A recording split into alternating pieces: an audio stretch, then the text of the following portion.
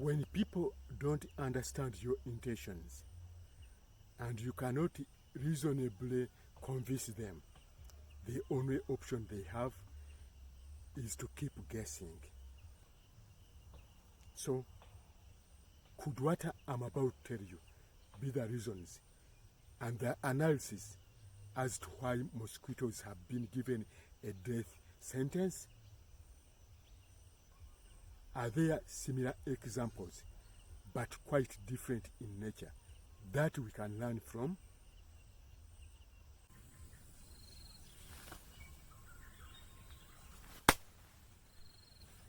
Was that a mosquito? No, it wasn't. But that's what some people do when they feel there is a mosquito buzzing around them. What they don't know is that the mosquito that they want to kill is part of their lives, and it's the treasure that keeps their lives together. With this episode on mosquitoes that are going to be eliminated in the name of curbing malaria in Kalangala district and Uganda altogether. Some of us did history and we use it to analyze issues. We remember people who were called explorers, who went to all places of the world, and they had one motto that is so disturbing when you look at it. It was that when you find anything treasure, and people you find in those places don't understand its value, take it away from them. We remember what they did to the Inca of present-day Peru. The Inca had an empire, a very good one and a developed one. When the explorers went there, they found them with gold. But the Incas didn't value it.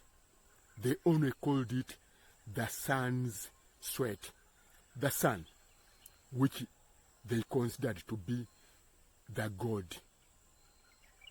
And to them, it was just something useless by that time.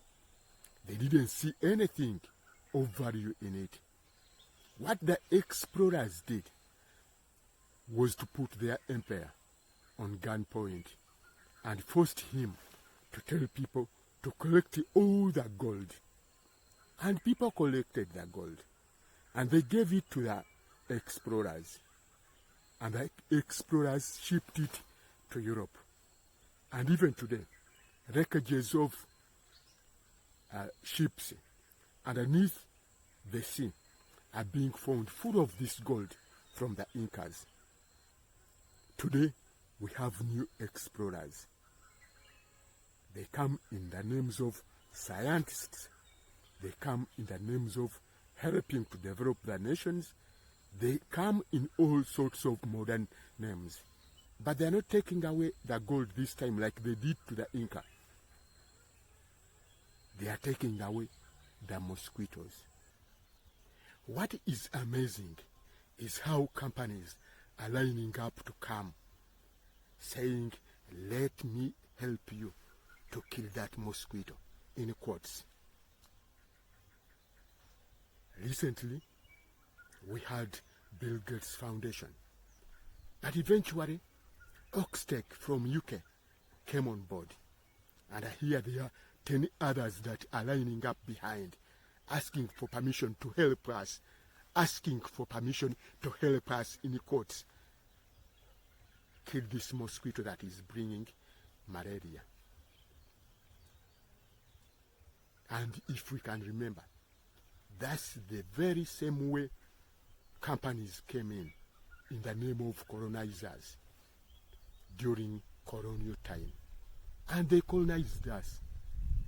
Is someone else trying to create another colonial era using these people who come in the pretext of helping us, because they realize that the new gold today is not the physical gold.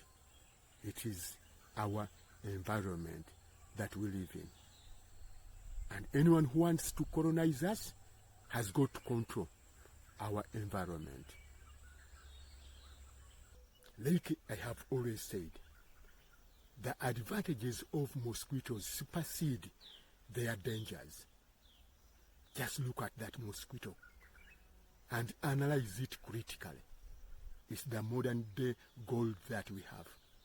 And someone is saying, let me help you kill that mosquito. I said the other time that I will come back and tell you why all this is being hatched.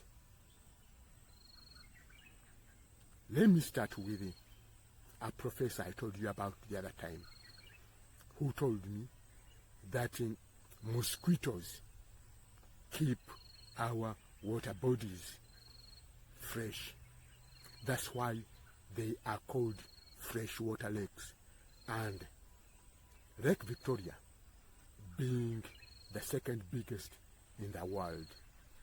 And my friend says that those people who say that they are here to help us fight malaria, that they know the secret.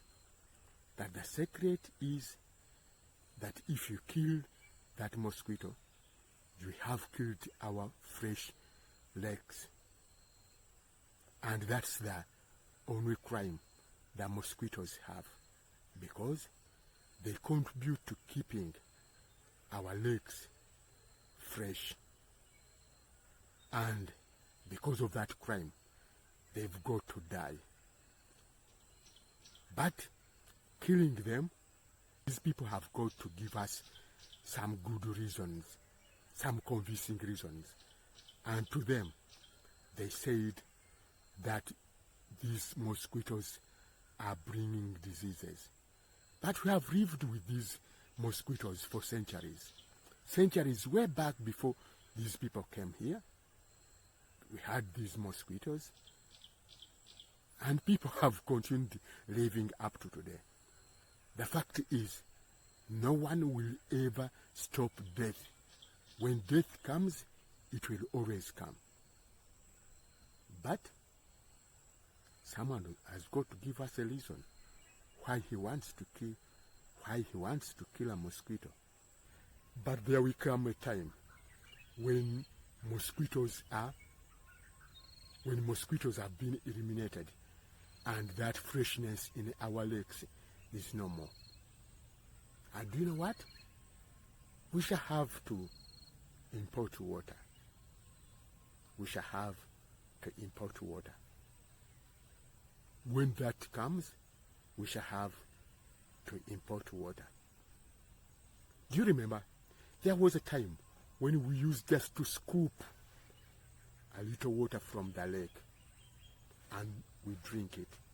Just using our hands, just go and scoop a little water from the lake and we drink. Now we are told that water is dirty and we've got to buy mineral water.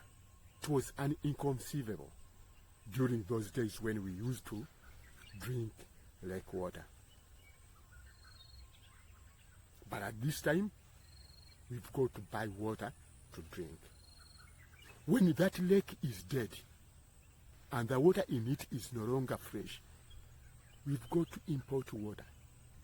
And where will we import it from? From those people who will have kept fresh water.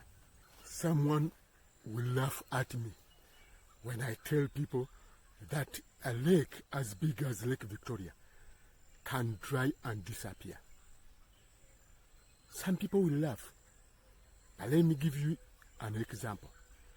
There was a lake called Alal. Go to Google and use the word A-R-A-L. It was found in Kazakhstan, Central Asia. It was the size of Lake Victoria, 67,000 square kilometers. Lake Alal dried to the size of only 27 square kilometers from 67,000 square kilometers to only 27 square kilometers. That's because decisions were made and done hurriedly, and the lake dried. Lake Alal had an amazing ecosystem, like Lake Victoria has. But now all the place where it was is a desert, a complete desert. There were forests around it. There were swamps around it. There was birds around it. There was fish in it. There was other aquatic animals in it. But right now, if you visit that place, you will only find camels. And the people are dying. I'm talking about a lake that was the size of Lake Victoria, with the same ecosystem like that of Lake Victoria. Do you know when this happened? In 1950s. Between 1950 and 1960. Only 10 years' time, the lake was no more. So, someone who is laughing, saying that Lake Victoria cannot die, or cannot disappear, or in just a matter of 10 years, Lake Victoria can be like Lake Alal. Only that Lake Alal didn't die because of scientific expeditions. It only died because of decisions, inappropriate decisions that were taken. Are we taking another inappropriate decision to kill our lake? Not only water will die, but everything in it will also die. There will be no fish. There will be no aquatic animals. There will be no birds coming, flying away from Europe and Asia to come and rest here when there is winter in those places. And that will affect our economy, which is partly on the fish, our tourism sector, which is partly on birds which come here, and even the fauna and flora. That is part of our ecosystem. And eventually, we shall have to import these things from other people who will have kept them. Not only shall we import water, but there is something inconceivable, but the truth, that time will come when we shall import oxygen. Of course, telling a lay person that time will come to buy oxygen is inconceivable. But do you remember during COVID that people bought cylinders of oxygen and kept them at home? Only we, the poor, didn't. But the rich people did. But also, if you want to know that oxygen can be sold, go to a hospital. You will see people paying for oxygen to stay alive. But also, those who travel by air, when you are there above the crowds, the oxygen that you breathe is part of the fee that you give that airline to take you somewhere. This time around, time will come when people will have to move around with oxygen-making gadgets on their back in order to breathe, if we don't keep our environment intact, if we don't guard our mosquitoes like the Baganda say, nga akalida k'omwana.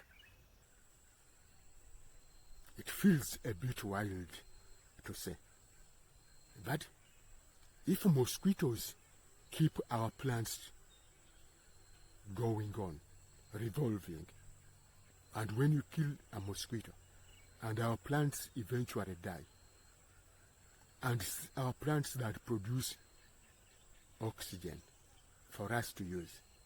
Eventually, it will happen. And someone who will have kept a bunker or who will be manufacturing oxygen, we have to sell it to us. When you go to UK, there are botanical gardens. Look at those names that I'm providing. Those are names of botanical gardens in the UK. But there are also these other names from the US of botanical gardens with all wild species of plants.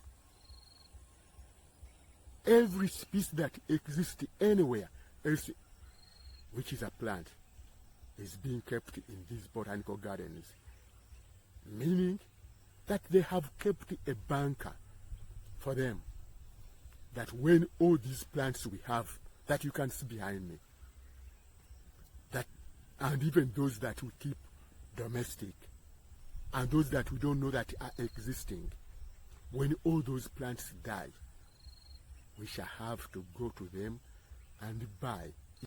But remember, there was a time when we used to plant corn, to plant maize, and we could keep a corn for the next season. And whenever the next season came, we could just plant seeds away from this corn, and we plant them and they could germinate. And we could keep that chain going on. These days, you cannot replant seeds from a corn that you grew the other season.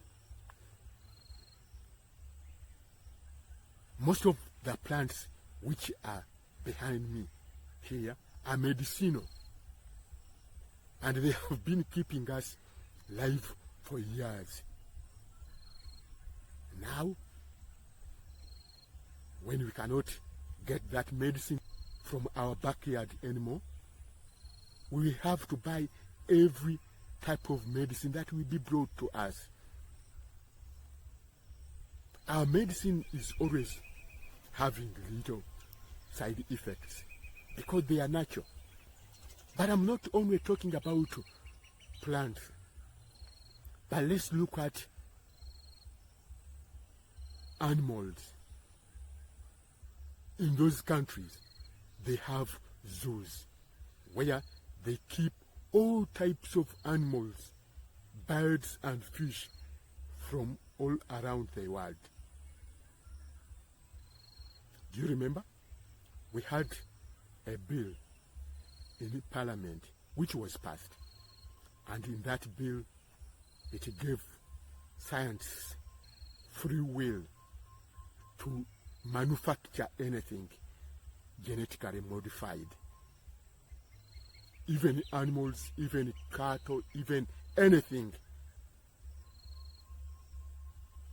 But I hear the president hasn't signed it yet because he asked that he did not see where his Anchor cows, how they would be kept, that in the future if genetically modified Anchor cows fail, that the natives will be retrieved and brought back, and that he wanted also to make sure that when they are retrieved and brought back, they are not killed by the effects of the previously genetically modified cows.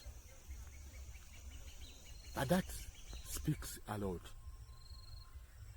It says that we must have also a bunker for these mosquitoes in case these factory manufactured mosquitoes go bad. Where will we get the mosquitoes that are native, that were made to balance our ecosystem? Definitely we have to go to them, because for them they are keeping bunkers of everything that is existing on this world. But they are not only keeping them in zoos. Now they have laboratories where they are keeping DNAs of natural animals, of all natural insects, of all natural birds, of all natural everything, where these DNAs can be reproduced into real things when things go bad. Now someone is telling you that let me kill the mosquito. But when things go bad, they are not accepting liability. Like in the other bill, we said that we wanted a liability clause that when things go bad, a scientist and the person who funded that scientist should be held liable. And the scientists and the funders fought that clause to be removed, and it was removed. And someone tells us, I'm creating something wonderful for you, and you should take it. You actually must accept it. And we say, yes, it's okay. Let's have a law that governs what you are producing. Let's have a clause in that law that when things go bad, someone should be held liable. And this person says, no, don't try to blame me. And actually no one should be blamed. By the way, GM products are patented, meaning that they belong to that person who produced them. In other words, someone is trying to kill what you have. Someone is trying to kill what belongs to us all, and is producing what belongs to him alone, and says we should just accept. When mosquitoes are killed that belong to us all, mosquitoes that will be brought with the gene drive technology are patented, and they belong to either Bill Gates Foundation, Oxtec, all those companies that are lining up to come and make mosquitoes here.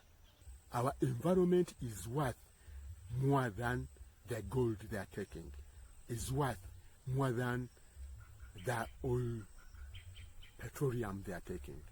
They is worth more than anything they are taking. And someone is trying to take it away and economize it.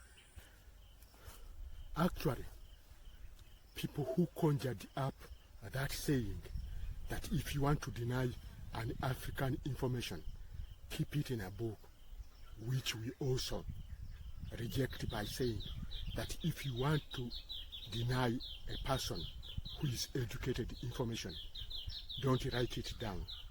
That saying was conjured up to dupe us. People who lived here before us have kept information live all this time. They have taught us to keep our environment intact. Unfortunately, those who are promoting the killing and eliminating of mosquitoes are highly educated.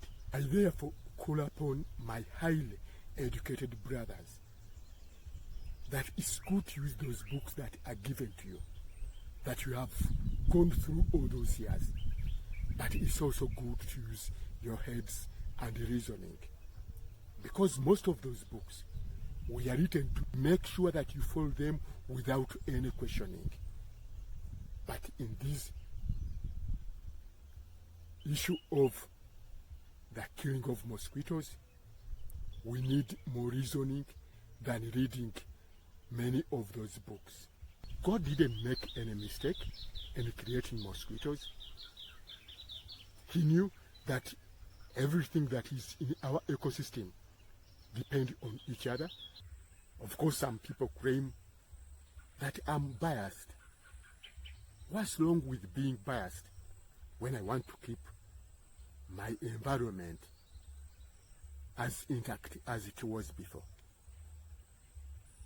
That's why I say that we shouldn't allow those with the gene drive technology to be brought to us, because what we are losing because of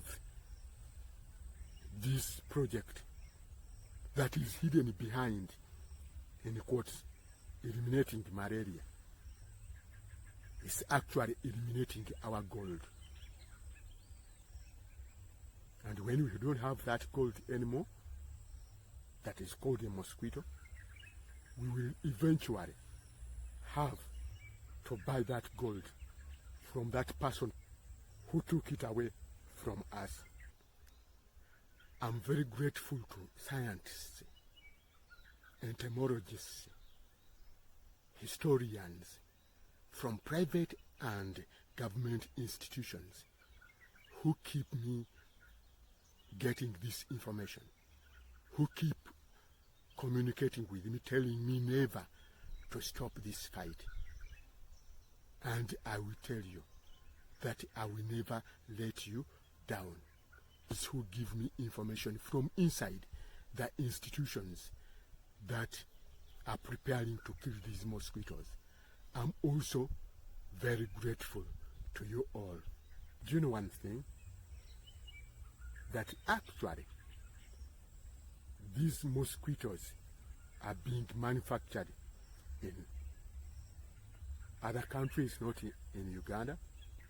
Actually, our doctors are here in Kampala, and they are claiming to be doing something here in Kampala when someone else is working on it in the UK, and we don't have any person there to consider our interests.